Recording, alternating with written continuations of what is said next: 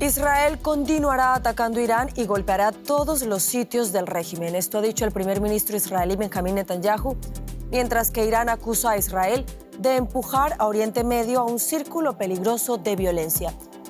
Con esta noticia comenzamos el informativo en Deutsche Welle. Yo soy Carol Guerrero, los saludo desde Berlín. Arrancamos con titulares.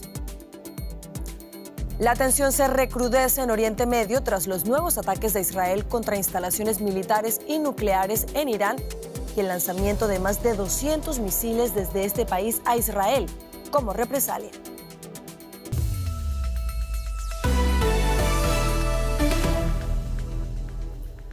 Continúan las tensiones en Oriente Medio. Hoy Israel alcanzó con un dron una refinería en el Golfo Pérsico. Se trata de un yacimiento de gas natural que Irán comparte con Qatar, según han informado medios iraníes. De otra parte, los servicios de emergencia israelíes informaron que el lanzamiento de cohetes contra una zona residencial mató a 2 personas e hirió a decenas más en el centro de Israel este sábado, después de que Irán lanzara una serie de misiles. Los equipos de rescate rastrean las casas destruidas tras el impacto de un misil iraní en una región costera del centro de Israel. Las autoridades no han desvelado la localización exacta para evitar que el ejército iraní obtenga información valiosa sobre los objetivos. Sonó una sirena. Desperté a mi mujer. Bajamos corriendo al refugio. Cerramos la puerta y, tras unos minutos, hubo un bombazo que hizo temblar toda la puerta. Se abrió y escuchamos ruidos. Pensamos, se acabó, nos quedamos sin casa. La mitad de la casa quedó destrozada. Se vino abajo. Bajo los escombros hallaron a una mujer muerta de unos 60 años. Un hombre de unos 40 fue rescatado en estado crítico, pero murió posteriormente por las heridas. Un bebé de 3 meses salió ileso, según medios israelíes. El sábado amaneció con el ruido de las sirenas.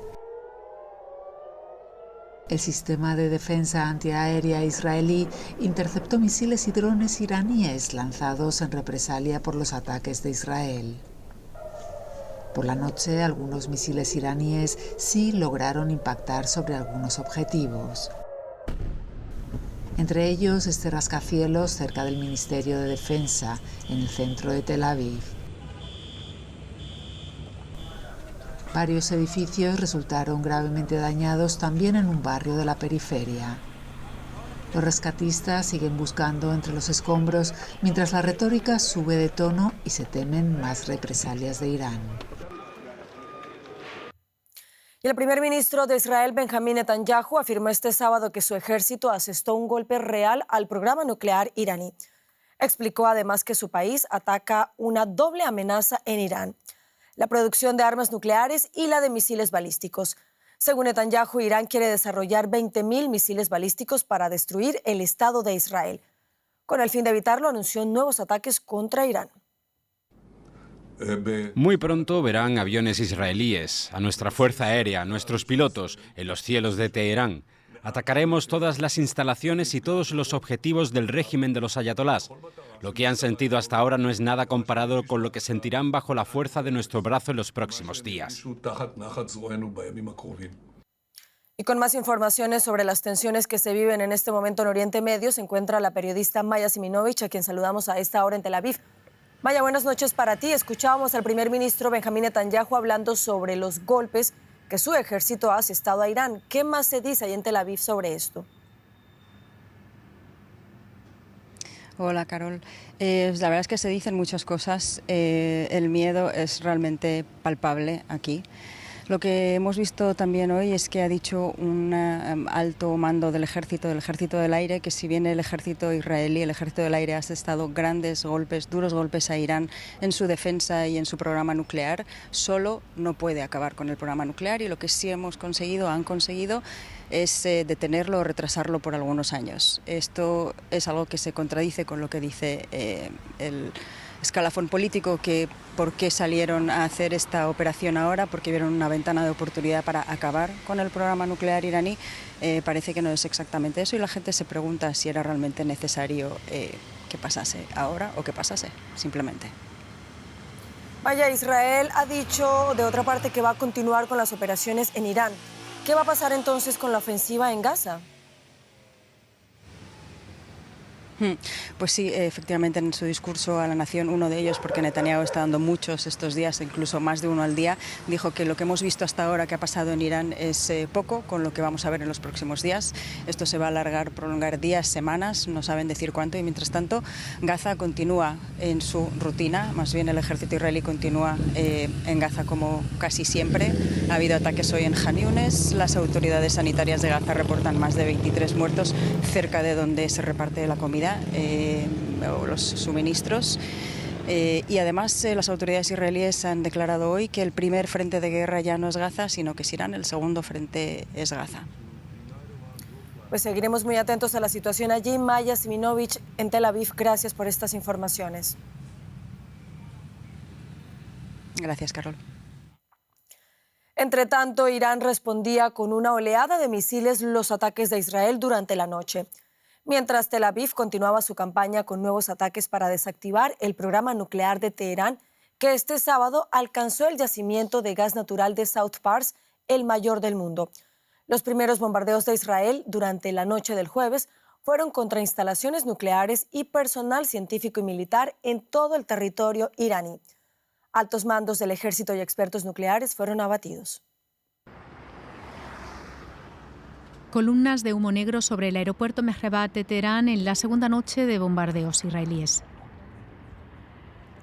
La Fuerza Aérea israelí asestaba nuevos golpes a Irán mientras decenas de misiles iraníes explotaban en Tel Aviv en represalia por los bombardeos de este jueves que Israel llamó preventivos contra instalaciones nucleares en Irán. Israel dice que seguirá atacando a Irán hasta que el país se quede sin capacidad para producir armas nucleares o deje de ser una amenaza por sus posibles represalias con misiles. Teherán asegura que las instalaciones nucleares que ha atacado Israel, como la de Natanz, que muestra este reportaje de la televisión iraní, solo se usa con fines civiles. El gobierno iraní dice que estos ataques no podían quedar sin respuesta y ante las Naciones Unidas sostuvo su derecho a defenderse.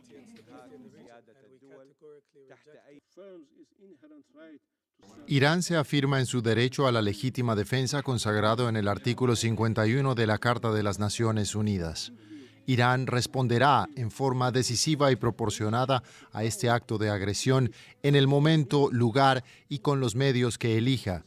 No es una amenaza, es la consecuencia natural, legal y necesaria de un ataque militar no provocado.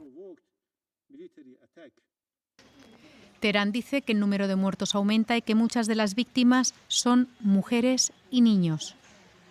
La televisión estatal informó de que Hossein Salami, comandante de la Guardia Revolucionaria Islámica, murió en la primera oleada de ataques, lo mismo que otros 2 altos mandos militares en los ataques del sábado. Pero muchos iraníes aseguran que no flaquearán ante la presión militar israelí.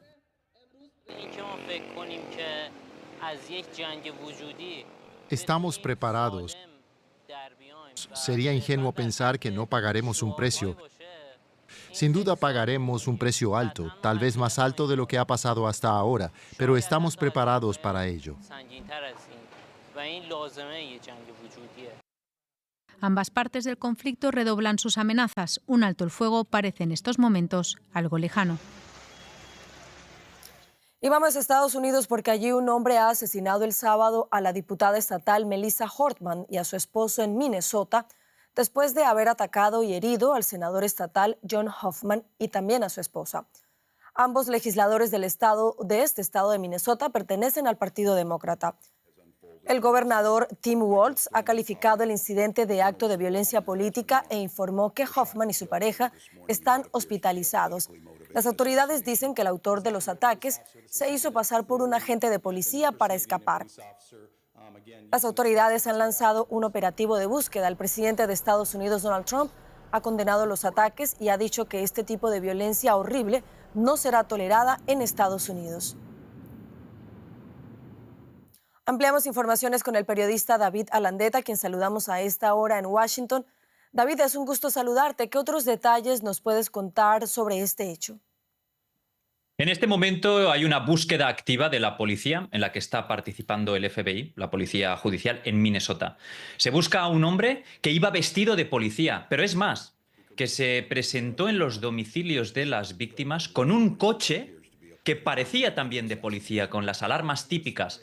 El hombre se dio a la fuga en la localidad de Minnesota donde ocurrieron estos hechos, pues saliendo simplemente de la casa de la política asesinada, de la expresidenta de la Cámara, demócrata.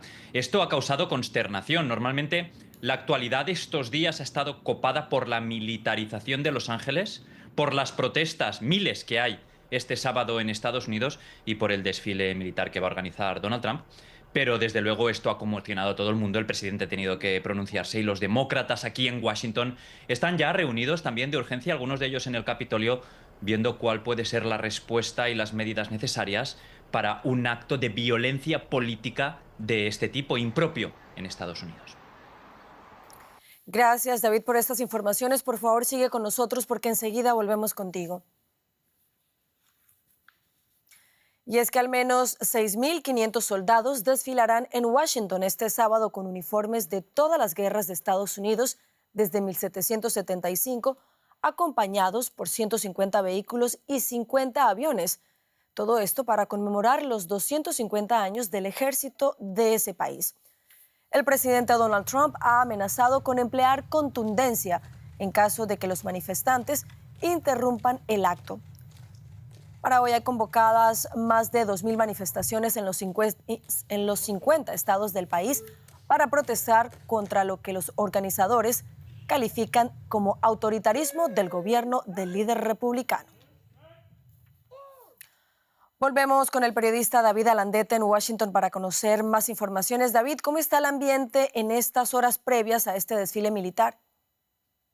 El ambiente primero está lluvioso, es decir, amenaza una tormenta en Washington y de nuevo vuelve a ser el clima el que puede estropear unos planes de Donald Trump. El primero, recordemos, en su toma de posesión hizo un frío glacial aquí en Washington y tuvo que llevar las celebraciones dentro del Capitolio. Tampoco se dio el baño de masas que esperaba. Y hoy amenaza tormenta e inundaciones en Washington. Pero bueno, esto es el clima. Después están las protestas. Desde el final de la Primera Guerra del Golfo, estoy hablando del 91, no se veía una exhibición de poderío militar de este tipo.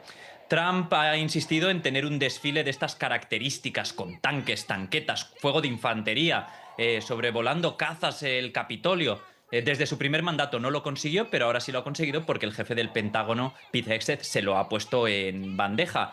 De todos modos, muchos demócratas están recordándole a Trump estos días lo que dijo un predecesor suyo, Ike Eisenhower, es que Estados Unidos no necesita este tipo de exhibiciones de poderío militar porque las demuestra en carros de combate, ¿no? Y en escenarios de guerra, ¿no? Realmente, dicen esos opositores al presidente, estas imágenes de hoy son más propias de regímenes dictatoriales como los de China o Corea del Norte. Pues estaremos, por supuesto, muy atentos a este desfile militar. David Alandete en Washington, gracias por estas informaciones. Gracias. Y Violeta Barrios de Chamorro, la primera mujer presidenta elegida en el continente americano, falleció este sábado a los 95 años de edad después de una larga enfermedad, según anunció su familia. Su mandato en Nicaragua entre los años 1990 y 1997 es recordado por reconciliar a un país afectado por décadas de conflicto. Su gobierno también abrió el país al libre mercado y su plan de austeridad y privatizaciones provocaron huelgas masivas. Sin embargo, logró reducir el ejército y desarmó a cientos de guerrilleros. Aquí la vemos durante una visita al canciller Helmut Kohl. Doña Violeta, como la conocían, murió en Costa Rica tras una larga enfermedad alejada de la vida pública. Hoy la familia Chamorro sufre la represión y el destierro impuesto por el actual régimen de Daniel Ortega. Varios de sus hijos están exiliados o encarcelados. Y con esto llegamos al final del informativo. Continúen conectados a Deutsche Welle. Yo los espero en menos de 2 horas con más noticias. Sigan con nosotros.